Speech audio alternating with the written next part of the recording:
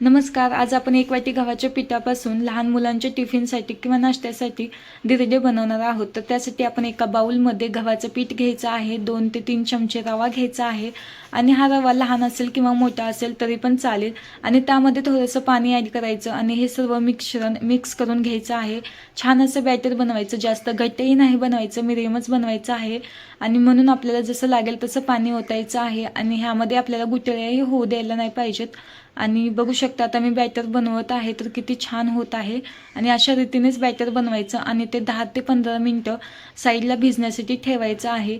आणि आता आपल्याला त्यामध्ये व्हेजिटेबल्सही टाकायचे आहे. तर आपण त्यासाठी एक कांदा, एक टोमॅटो आणि एक सिमला मिरची घ्यायची आहे मीडियम साईजची आणि तुमच्यापाशी गाजर असेल तर तुम्ही तेही घेऊ शकता. आता मी हे इतकं होतं माझ्यापाशी तर मी गाजर, टोमॅटो आणि कांदा, टोमॅटो आणि सिमला मिरचीच घेतलेली आहे आणि बघू शकता आता हे बारीक कट करून घ्यायचे आहे आपल्याला.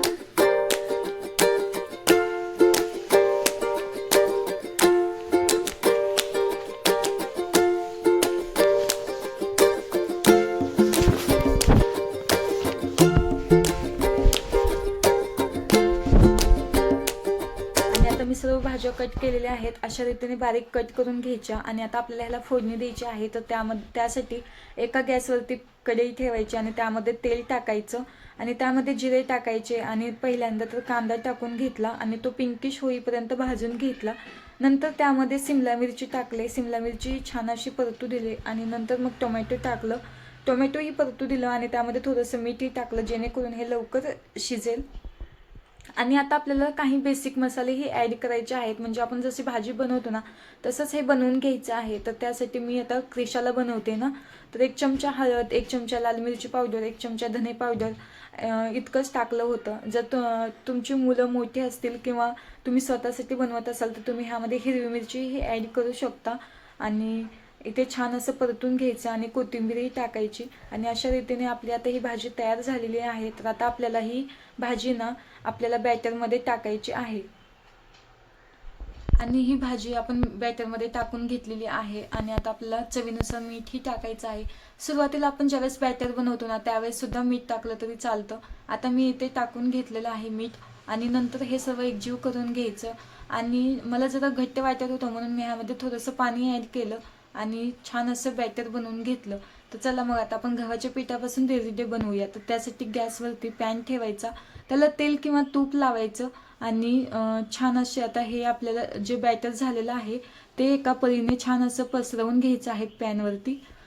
आणि बघू शकता तुम्ही आता आमची क्रिशा मॅडमसुद्धा मला हेल्प करत आहे. तर माझे छानच होणार धिरडे. तर चला मग आता इथे मी पळीच्या साहाय्याने छान असे धिरडे पसरवून घेतलेले आहेत, गोल राऊंडमध्ये पसरवून घेतले. तुम्ही आपल्याला हे दोन्ही बाजूने खरपूस होईपर्यंत भाजून घ्यायचे आहे.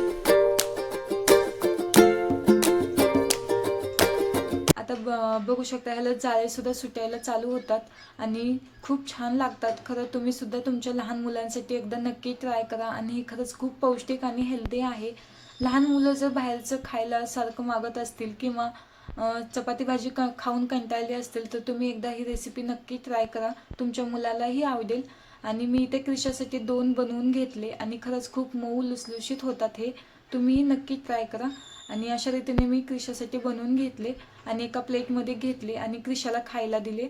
तर क्रिशाला तर खूपच आवडले आणि तिनं मस्त खेळत एन्जॉय केले. तर तुम्हीही ही रेसिपी नक्की ट्राय करा आणि व्हिडिओ आवडला असेल तर लाईक, शेअर आणि सबस्क्राईब करायला विसरू नका.